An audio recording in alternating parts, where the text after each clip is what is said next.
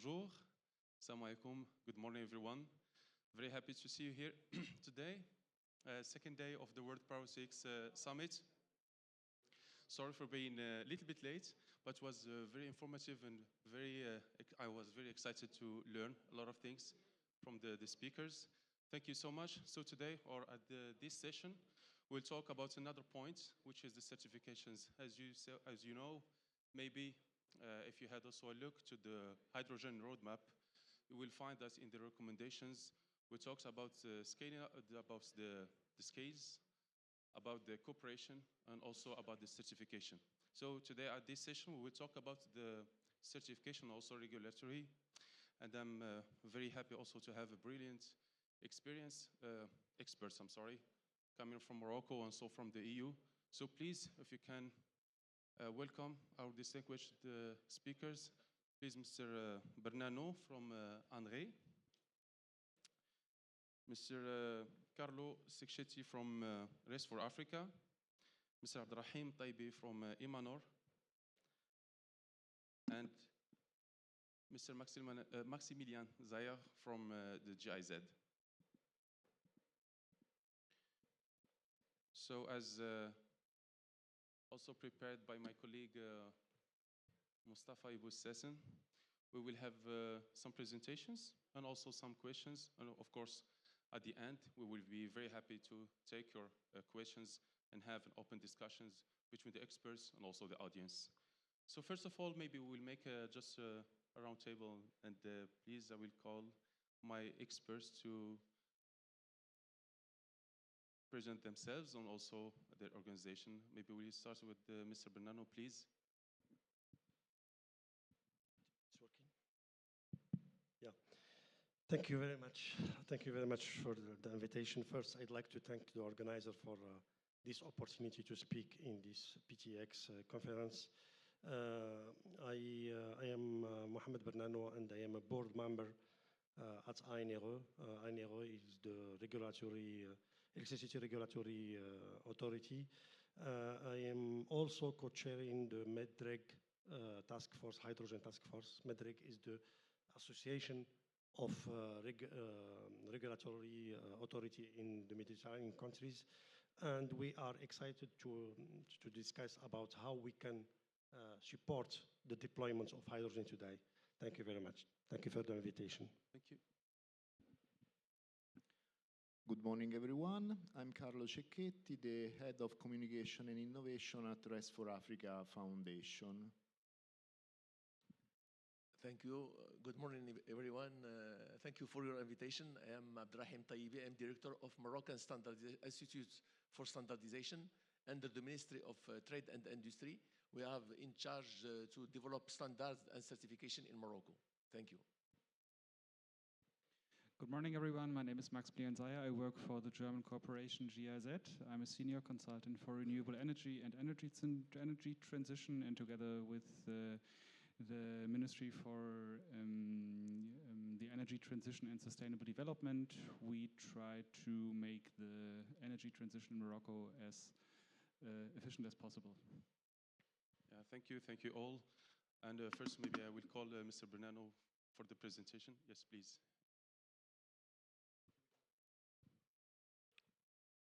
It's not working, this one? It's not working? Ah, it's working.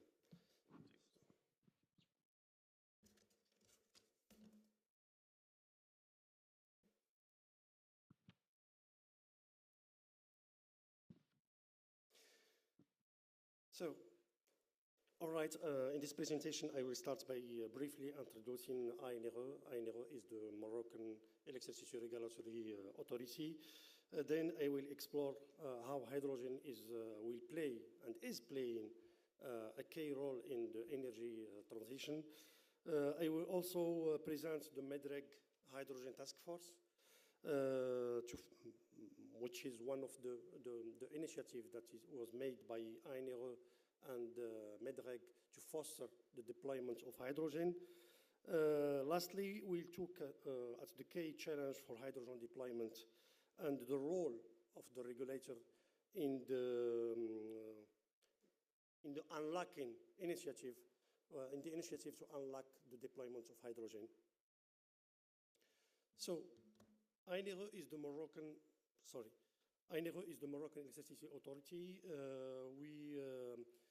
which was created in 2015 and made effective in 2020. Its role is to support the national energy transition strategy. ANRE has three governance bodies: the president, the board, and the committee of settlement disputes. Our main mission include the grid code, which is technical specification to access and to use the different grid, transmission and distribution grid. And the second big mission is to set the tariff that developers have to pay to access and to use the grid. And the last mission we have is to resolve the settlement between the users of the grid, the developers, and ONE, for example, which is the TSO, and perhaps also with the DSO. So we are talking about the hydrogen, but why we are talking about, because there is a global consensus on 2 points. The first one is climate change is happening, which is characterized by the increase, the rise in temperature in the world. And second, that this is driven by greenhouse gases. So here is the international energy mix in the world. And as you can see, renewable energy start to play a big role and will play a bigger role in the next years. But we can't see hydrogen, and why? We are talking about hydrogen, but it's not the energy mix. This is because hydrogen is not a primary source of energy. It's a vector. It's an energy vector. So we need sources to create hydrogen, and hydrogen is only a vector to transport energy from one nature to another nature.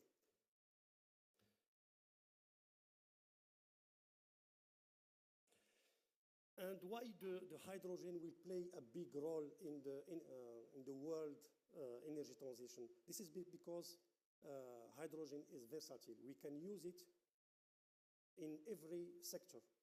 We can produce, for example, hydrogen by the excess of power we have, and then we will use this hydrogen for different sectors. For example, transportation, industry, chemical, but also we can use it to store electricity. And this is one of the most interesting points that we have for hydrogen, and this is why we are, as a regulator, we are interested in hydrogen, because it could play a big role for the stability and the flexibility of the grids.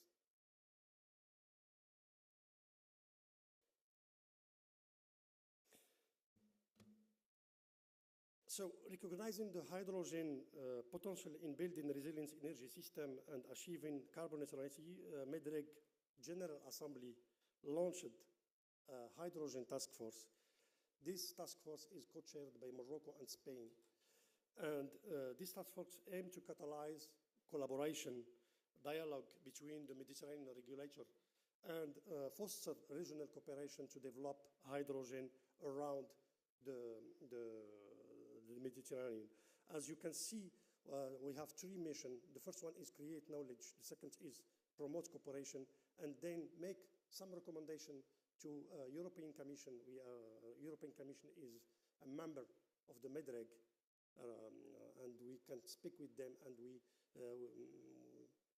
give them some recommendation to develop the hydrogen in the Mediterranean region. During our first year work, we identified 4 topics to work on. The first one is green hydrogen production. The second one is storage, transportation, and distribution. The third topic is policy and regulation. And the fourth one is financial incentives. And we will see how this fourth element is very interesting and is a crucial one to develop the hydrogen. one of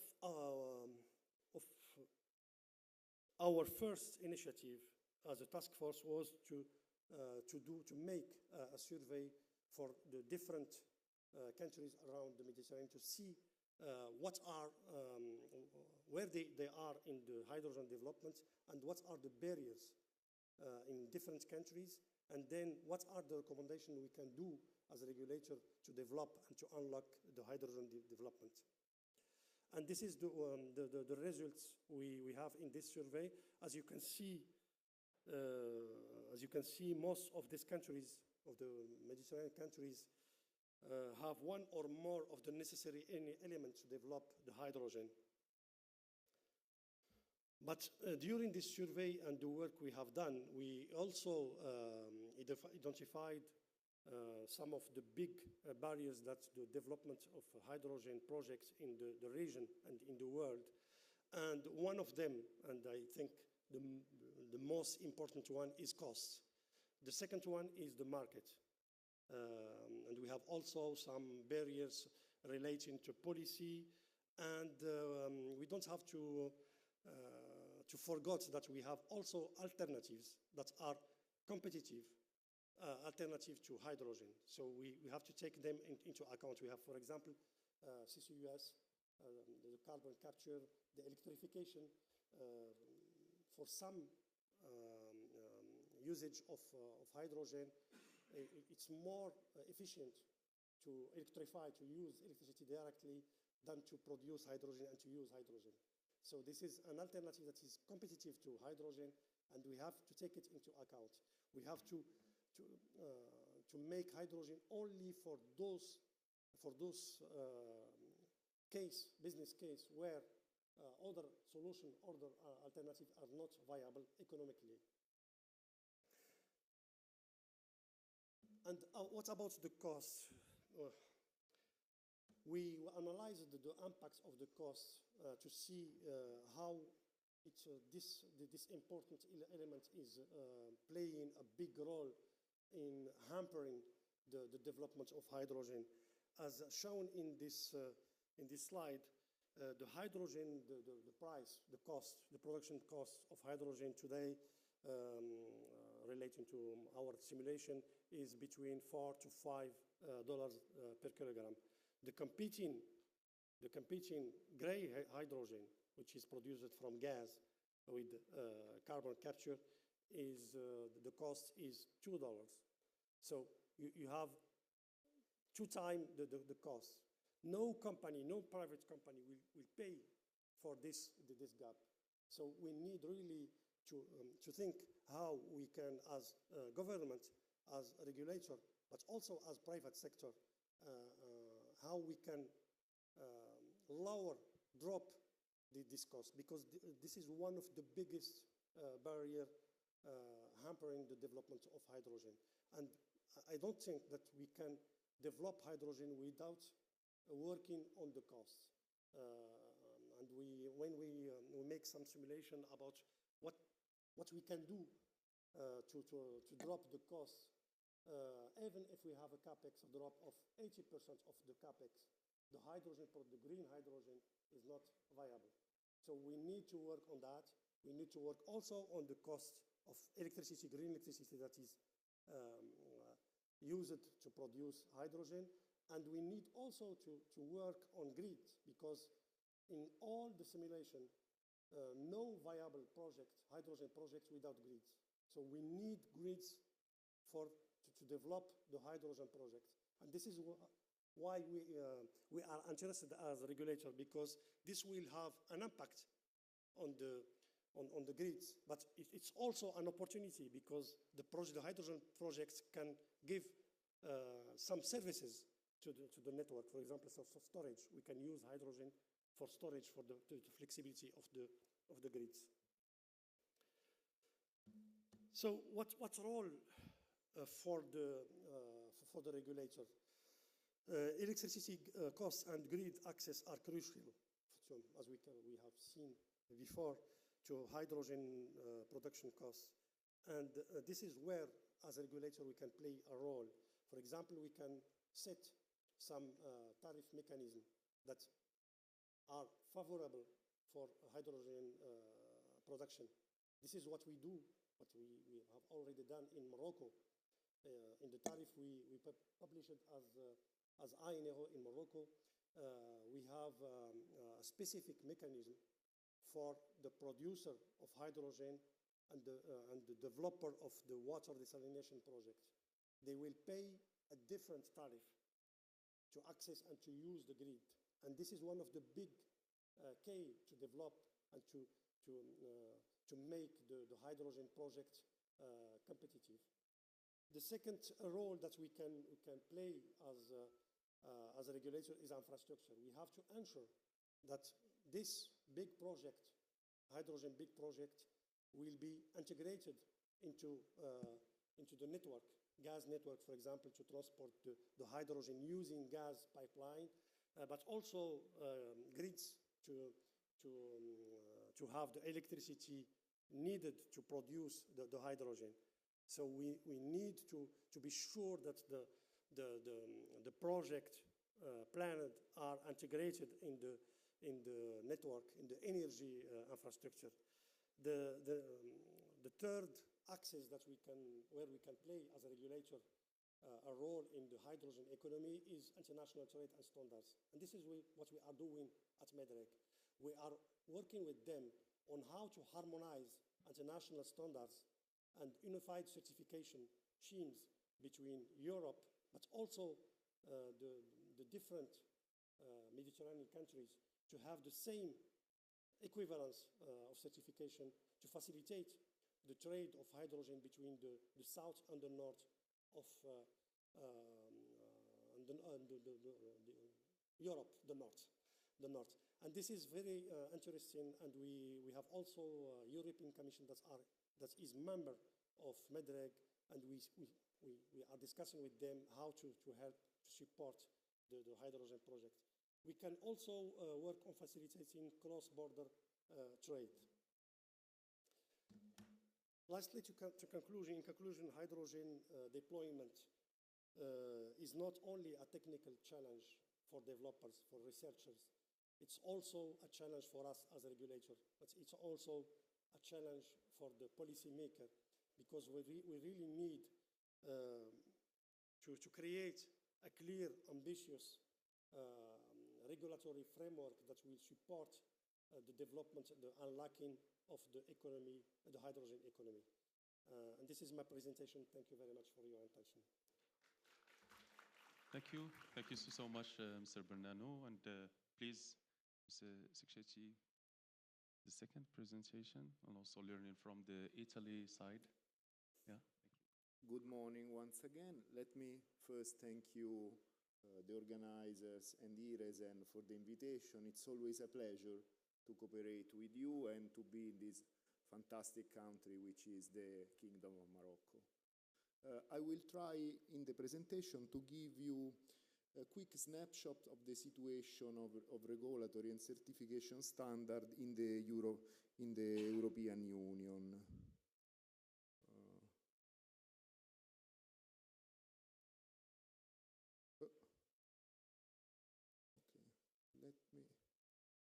One second.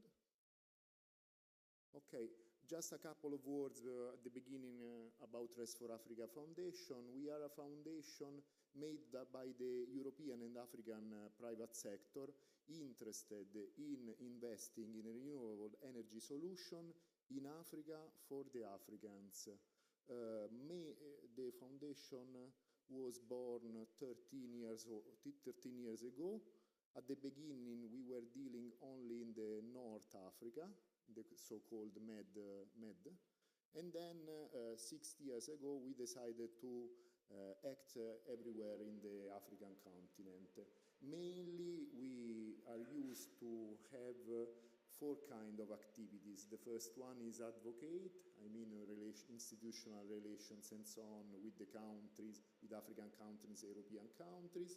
Then we are active in the field of analysis. Every year we take a couple, 2 or 3 focal points, and then we prepare and publish for free in our website in-deep analysis. Then we have our training and capacity building activities. Yesterday it was announced that together with the Kingdom of Morocco and the Republic of Italy, we will hold a 15 days training about renewable energy solution at Demo AME6. Last but not least, we are always ready to do technical support for the countries interested in investing in the African continent. Technical support means pre-feasibility or feasibility studies. Let me go in deep.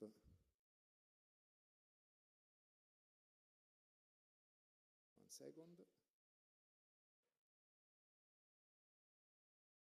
Okay. I would like to give you a snapshot of what is happening in the green hydrogen in the European community. First of all, the first strategy about green hydrogen in Europe was adopted in 2020, so almost 5 years ago, which for the development of new technologies is yesterday.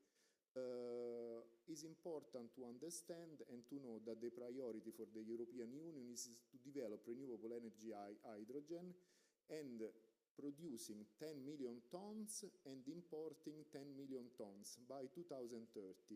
So for countries like Morocco, it's important to underline these 10 million tons to be exported in the European community. Through different law package, like the Fit for 55 package in 2020-21, or the IPCEI EU2Use in 2022, step by step, the European community includes proposal and set target for the uptake of renewable energy, of renewable hydrogen in the industry and transport. The most important thing that I would like to show you is about the certification. What could be green hydrogen? First of all, we must take into account the principle of additionality. So the power generated by the current renewable energy plants must be supplemented by renewable electricity utilized to make hydrogen. As for the side of Rest for Africa, is very important, because in such a way we will have the increase of the renewable energy needed for the electricity, plus the increase of renewable energy needed for the hydrogen. In such a way, we can have the development of both the things that are needed for living green and for this green transition. Second of all, also very important, the temporal correlation. So the production of hydrogen must occur in the same calendar month as the renewable power produced by the renewable energy solution plant. This thing will change in 2030, that the production must be in the same hour. Last but not least is also the geographic correlation. So the electrolyzer and the renewable energy plant that produce renewable energy must be in the same bidding zone or in interconnected bidding zones. This is also very important because in such a way, with these 3 points, set the very important framework for the production and the export, for the case of Morocco, of green hydrogen. As my colleague was saying before, actually the needs is to have an alignment between the European legislation and the Moroccan one in order to make this green transition quicker and effective for both of us. Very quickly, I will tell you that Rest for Africa last year produced 2 reviews about green hydrogen potential, one for the Kingdom of Morocco especially, and the second one with the alignment between Morocco and Egypt.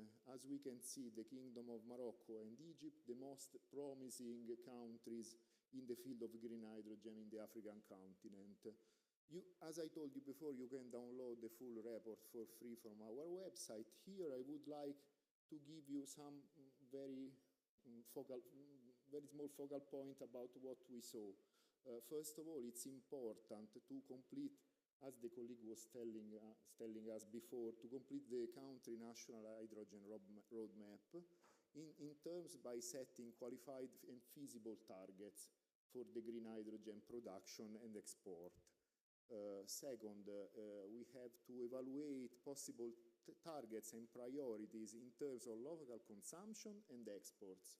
Because, okay, export is very important, but we have to take care also of the local consumption. Third, and maybe we can link to what we were watching before in the previous panel, it's important to deploy and empower R&D platform. That's why, for instance, ERSN is very important for their platforms. And I would chain this together with the training and capacity building activities. Only with these two actions in parallel and in continuous, we can think that in the future there will be the forced labor necessary to deploy and develop green hydrogen in a quick way. Then, regarding policy, governance, and regulatory framework, obviously we have to design and implement long-term and stable policies.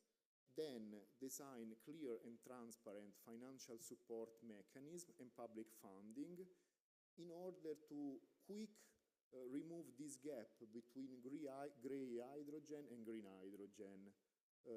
Then I would say that it's important to carefully assess the need to transport hydrogen, considering efficient alternatives upstream and downstream, such for example, electricity or derivatives.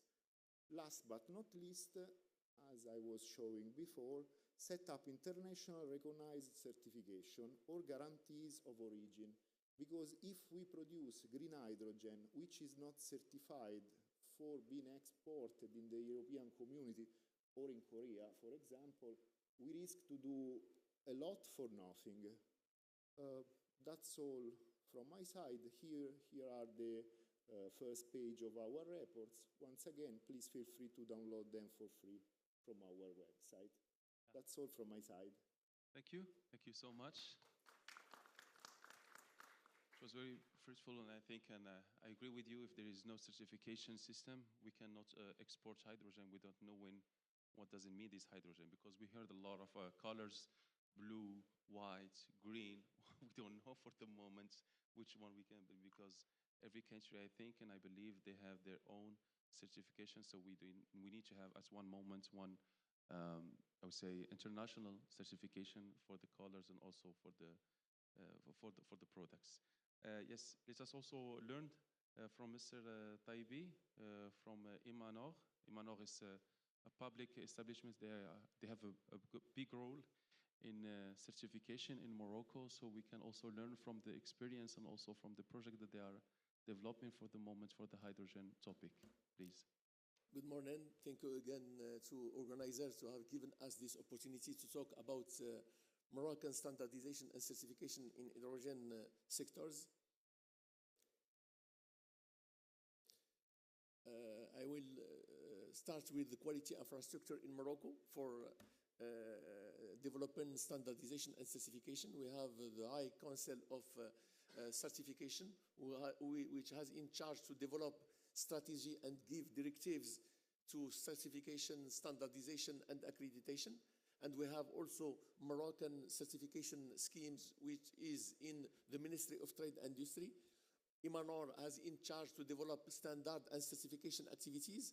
And we have some private and public laboratories, which has in charge research, testing, and analysis.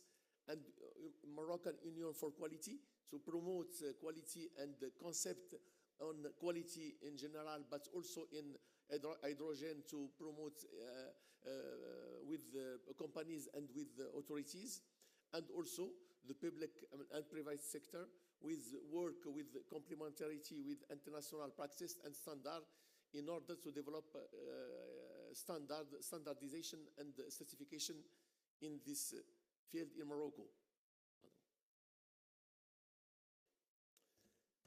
The application of standards to the hydrogen sector, the standard covers all steps of production. We have some standards for energy production, for solar production and wind. We have also for conversion, for electrolysis pipes, faucets, and valves. For storage, we have also some other standards, and those international standards are developed under the responsibility of Technical Committee 197, Hydrogen Technologies, and we have also some other committees in other standardization bodies as International Electrotechnical Commission and European Standardization. We have in Morocco also one technical committee. We found some stakeholders interested by hydrogen is National Committee 134 on hydrogen technologies. This when we found all standardization, all international standard. Example for energy production, we have some standards on equipment and on solar system, and also for the conversion, we have for electrolysis one international standard, and for hydrogen piping and 515 we have some European and international standards for valves and pipes, and also for the storage. Well, in any form of storage, we have some international standards, and also for transportation and transportation system. And for application, we have some international standards for mobility and electricity production. And for industry, we have many standards for industry. We have also some draft standards in progress, developed under ISO system as committee drafts on hydrogen technologies. Methodology for determining the greenhouse gas emission is a new drafts committee projects. Emission associated with the production of hydrogen up to the production gates, and also the working document on hydrogen liquid reserve. Is for vehicles and terrace vehicles, and also we have some standards in publication stage as fuel system components for hydrogen-powered vehicles, and the committee has about 10 projects and on progress, and they will be published in 2025.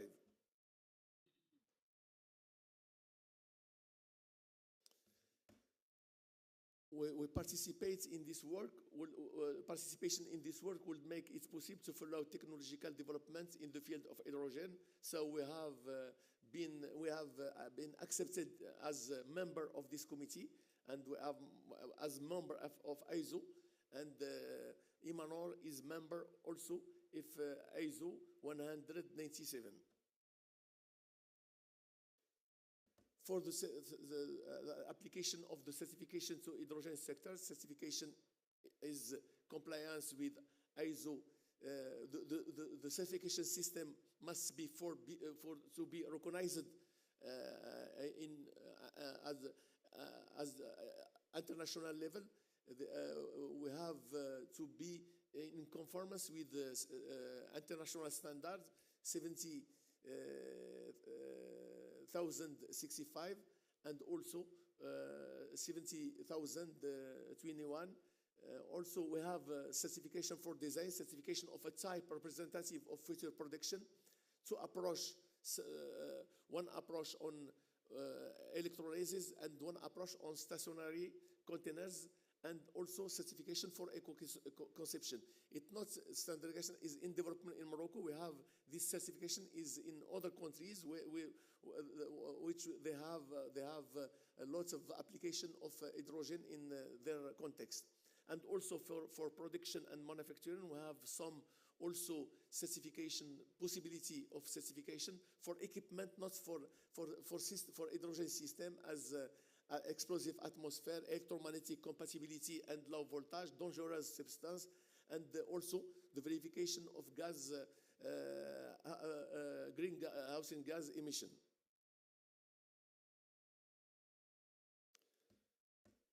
The use of certification of products and its use, the hydrogen fuel quality. So we have one standard for this certification.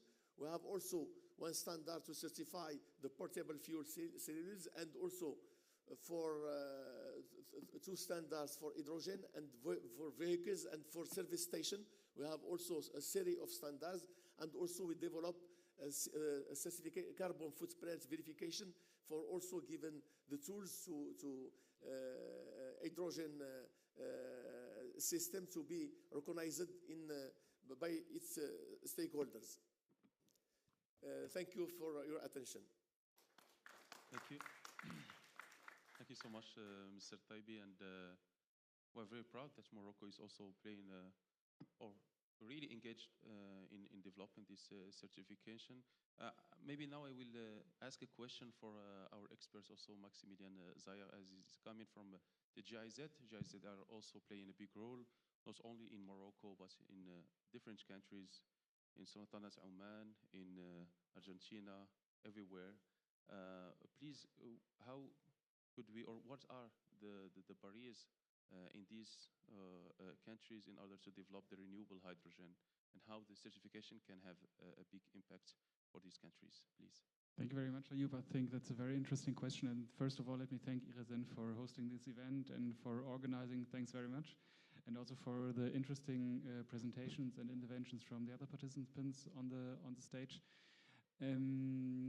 First of all, I would like to make clear that for me, hydrogen and the hydrogen value chain is, we're talking about complex systems. I think this is very important to know when you talk about certification and guarantees of origin and all the processes behind it, because what is basically the task behind developing a system or systems to identify the origin of a product which cannot easily be distinguished. It's a bit, I tried to search for an example when I was on the stage. To be honest, I think it's quite a good example if you would imagine to set up a system for passports for people who all look the same, were born in the same place. Not that hydrogen is originated from the same place or born, whatever, but it's not easy to distinguish. And imagine being at an airport where you have the task to, where you are responsible for the security, and you can't distinguish based on looks, on biometrical aspects, based on the place of birth, based on the date of birth, and that's why it's very important to have a system which is clear and makes it possible to track these characteristics that a specific megawatt hour or whatever you need to talk about of hydrogen is and has. And for me,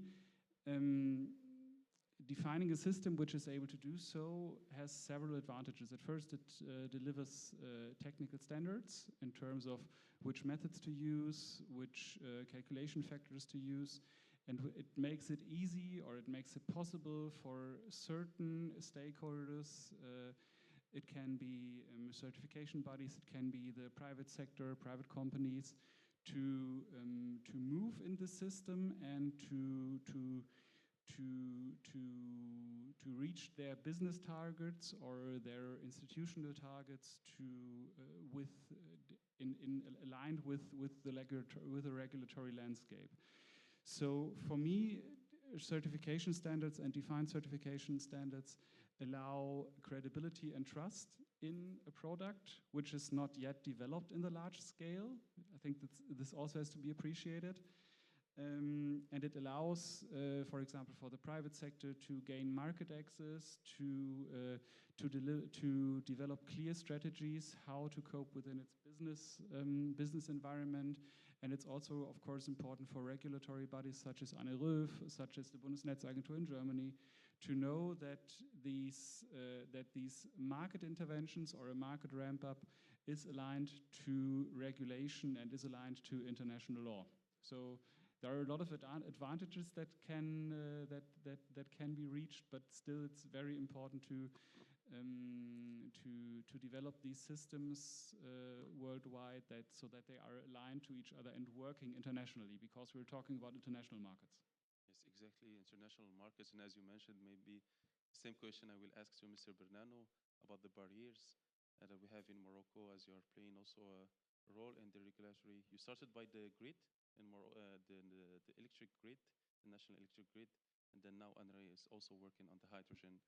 I don't know if it's a pipeline or a grid also that we can call. I think, thank you for this question.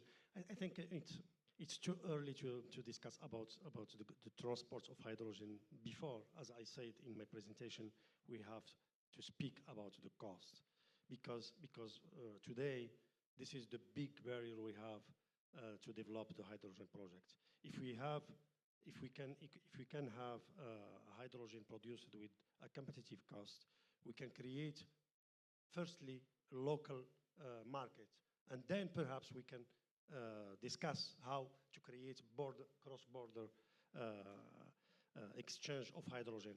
But right today, the big barrier we have is cost, and we are working as a regulator on how to drop and to help to drop this cost. We are working on tariff, as I said. We can work also on, for example, on electricity, renewable electricity tariff. For example, we are setting the tariff of excedent, the surplus of electricity that is produced by auto producer and which will be sold to the TSO or the DSO. We can set a tariff, a special tariff for example, for hydrogen producers, so they will have electricity with a lower price. We can also give some facilities to access the grid, because as I said, the grid will play a big role in the development of hydrogen projects.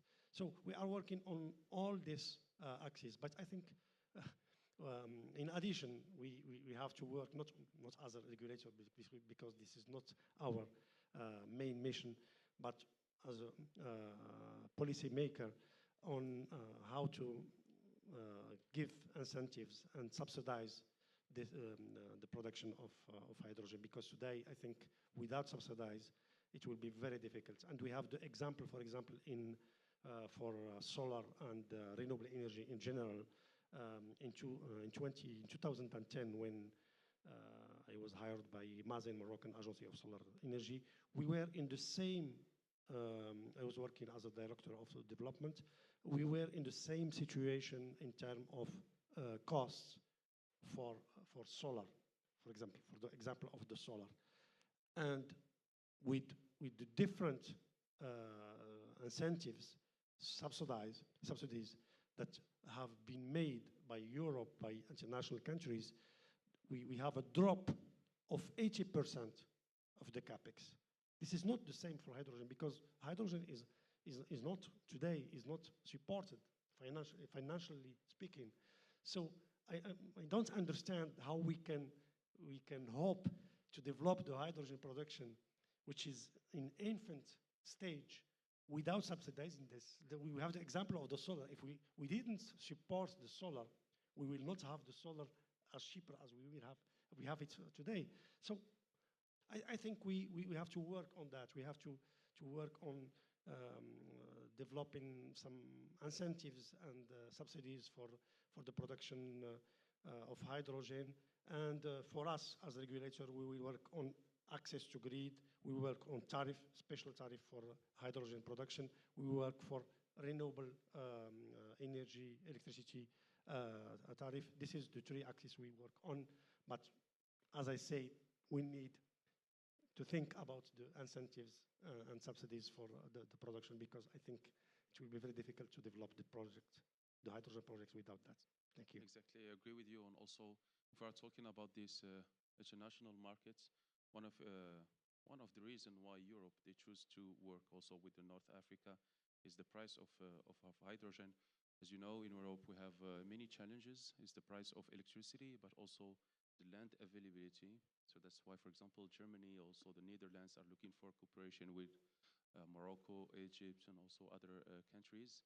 Maybe a question for you, Carlo, as you are working as a bridge, you are playing a big role as a bridge between Europe and also Africa.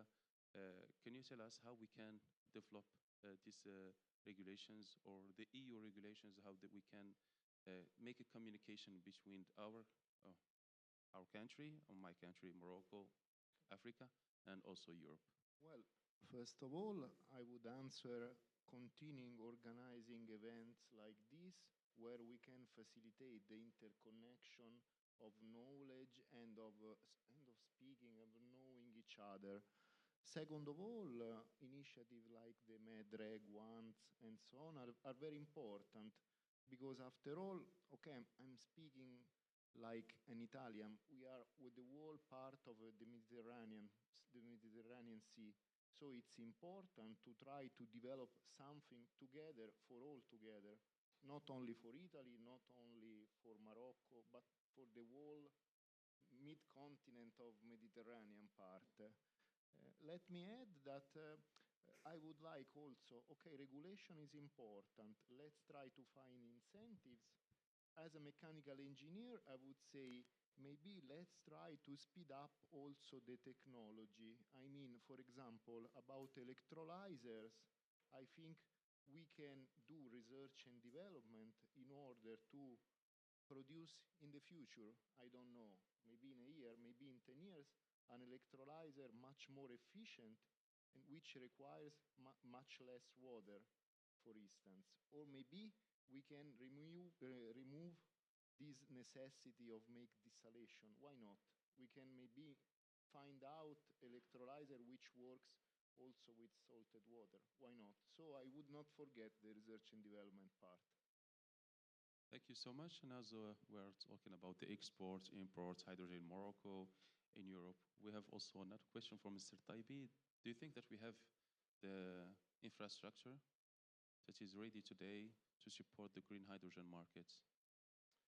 Yes, we have the infrastructure, and as I explained before, we try to import or to transfer the best practice in Europe to Morocco. We have a member now in the International Standardization Committee to adopt the international practice in Morocco, and we will develop a certification system on the basis of European standards in order to give for Moroccan authorities and also for Moroccan companies to be recognized by Europe. But the advantage of standardization is to give us the opportunity to have some knowledge, some techniques for free, and based on international consensus. And also in standardization, we have also the possibility to take account others preoccupation as environment, impact on environment, on the health and safety of workers who work in system, not only the green origin or the quality of hydrogen, but also all the context of the production of hydrogen. And in Morocco, in collaboration with ministries and other institutions and laboratories and research institutes, we try to be in line with international standardization and certification, and also to adopt all updated standards in Morocco. Thank you so much. And please, this is, I think, a special moment. We will have one brilliant speaker who is working in Morocco and also in Europe. Mr. Mika Mered, please, if you can join the stage. He is at the same time. Oh, okay. He's working as a professor. What an entrance. Exactly, in Rabat, and also president of Certify. Please, if you can have his message. Yes, please, and share your insights with us. Thank you, Ayoub. Don't worry, I don't have slides. And I'll be quick. So one of my hats is to be the chair of the steering committee of Certify. Let me just have a quick survey here. Please raise your hand, those who have heard of Certify. Okay, that's not a lot. We must do better. So basically, Certify is a voluntary scheme for RFNBO, EU RFNBO certification mechanism. So basically, are you familiar with the RFNBO mechanism to begin with and the requirements? Raise your hand if you are. Okay, that's not a lot. We need to do better.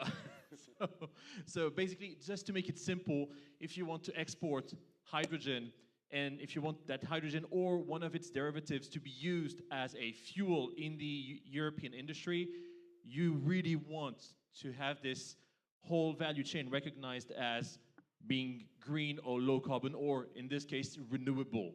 So that's what the RFNBO mechanism serves for, in complementarity with all of the things that you guys have presented before. So Certify comes into play here because it's a project that was started in 2014 under the auspices of the joint undertaking that the EU has regarding hydrogen. At the time, it used to be called FCHGU. Now it's called the Clean Hydrogen Partnership. So basically, Certify, it's taken 10 years to build this EU RFNBO mechanism. And now, any company in the world can be pre-certified. And this is very, very important. So at the moment, we have pre-certified 3 giga-scale green hydrogen projects globally, 2 in Canada and 1 in India. None in Africa for the moment, but we need to make it happen as well. So why is it important? It is important basically for 3 reasons. If you are pre-certified, that will of course create confidence with the local regulator. And of course with the regulator as well in the import country. It will also create confidence with the investors. Because indeed it shows that the investors, when it chips in, basically in your project, the produce that's going to come out of that is already pre-certified as being based on renewables.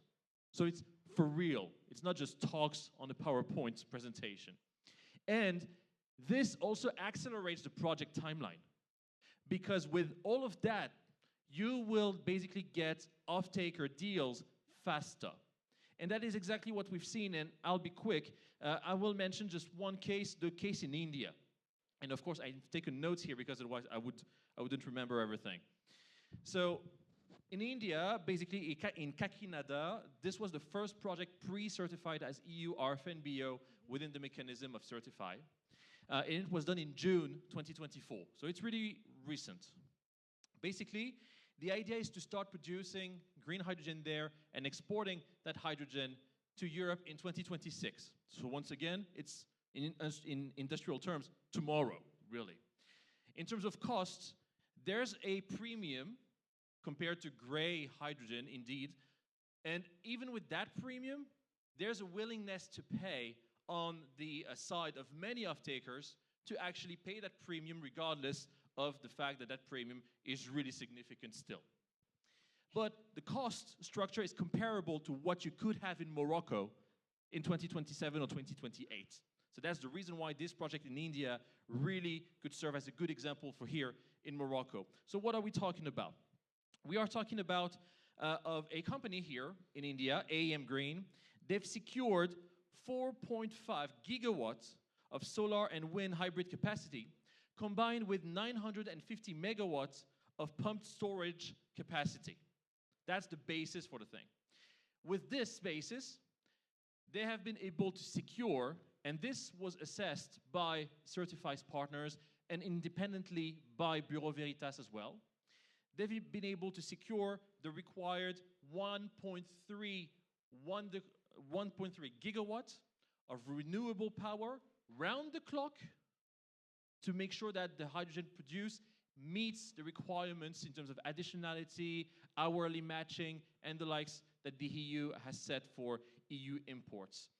There's a 25-year fixed price power purchase agreement with one of the local players, NTPC, covering half of this capacity, and the other part is with Gentari.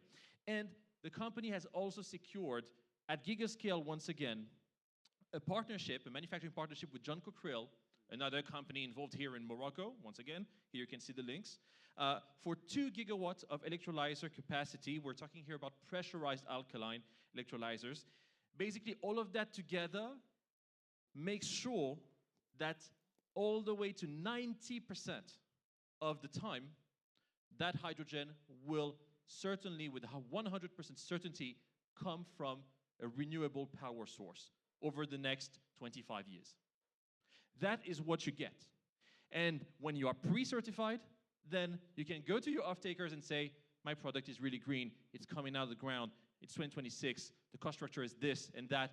Well, you give certainty to everyone, and I will stop there. They've basically secured off-takes with Germany's Uniper, with Norway's Yara, with Singapore's Keppel, and a few others.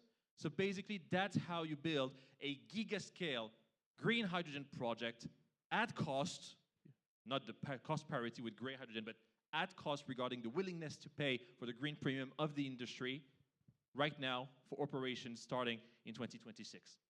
So with the project like that, enabled ultimately by the EU RFNBO mechanism of certify in a pre-certification mechanism here, that's how you unlock a project in 2024. Thank you. Thank you so much. Mika, ahead. I think it's working now. Yes, thank you so much for sharing with us these insights. I think we still have some minutes. If there is any questions, please. I think I have one question here, please. Yeah, if you can present yourself and then. Yes. Hello. My name is Santiago Garcia Herreros from Inicio. Two things. I just wanted to add that as part of the MedGen pre-certification pilot, there's currently 1 gigascale project in Morocco that it's undergoing pre-certification. So in a couple of months, we'll have good news coming from Morocco as well. My question is the following. To actually get pre-certification in production countries outside of the EU, there's the need to transpose certain elements that are very typical of EU legislation into third countries. I wanted to know if there are any efforts being made in Morocco to help speed up that process, because what we see today is that it's being done on a case-by-case basis by project developers, but it would be interesting to get an approach from a national point of view, for example, to recognize Moroccan grid as a single bidding zone, or publish emissions factors that are valid for the whole countries. Are there any efforts being made from a regulatory national perspective to get that recognized with the Commission?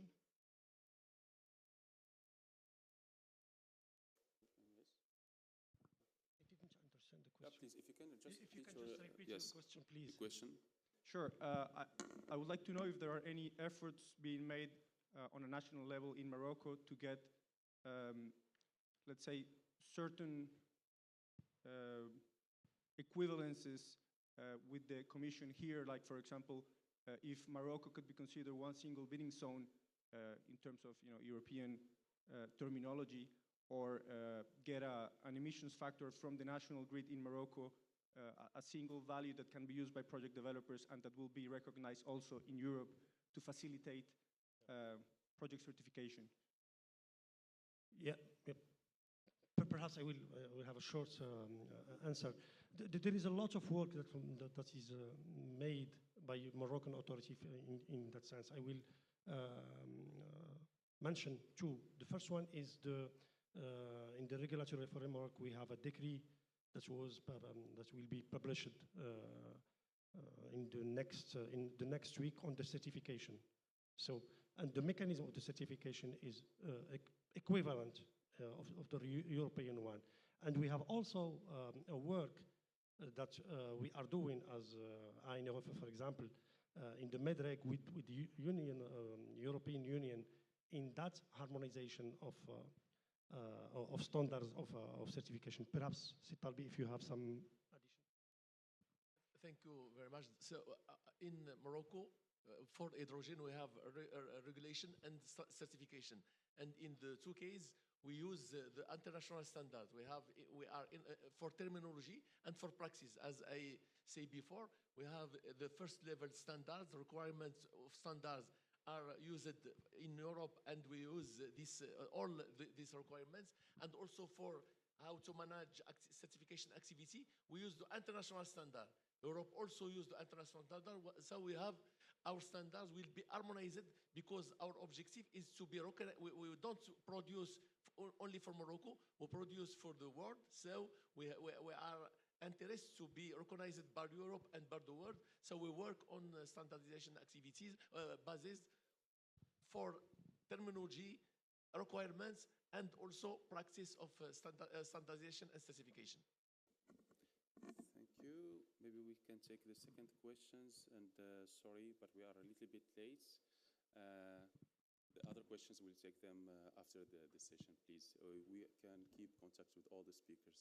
Please, the second question. I'll be quick. So thanks for your participation and your contributions that were very insightful. My question was about the time correlation regulation that will be applied starting from 2030, if I remember correctly. So we know that it will be more stringent because it will pass from monthly to hourly matching. My question is quite simple. It's just to know if it will be applied to projects launched prior 2030. Will it be retrospective or only for projects starting from 2030? Because it requires more investments, as you know, in energy management, etc. Thank you. So the answer is yes and no, as always with the EU. So basically, yeah, hourly matching starts in 2030, but monthly matching starts in 2026. There's basically a grandfathering clause saying if you start your project before 2028, basically you can have like a 10-year exemption, so to speak, for the hourly matching. In certain conditions, once again, there is like, depending on geographies, this can apply or not. So basically, this is what we've got at the moment. But if you really want to develop a gigascale project and you're not sure to be able to deliver it by 2028, you need to design your project based on the hourly matching requirement. Don't go for the monthly matching thinking you will then adjust or whatever. That won't work. Thank you so much, the distinguished speakers. Also, thank you so much for being patient with us. I think we have a second session, or the next session, with Madame Jondi, ESG, Integration in Hydrogen Projects. So please, if you can also attend this session. And thank you so much for attending our session. Thank you.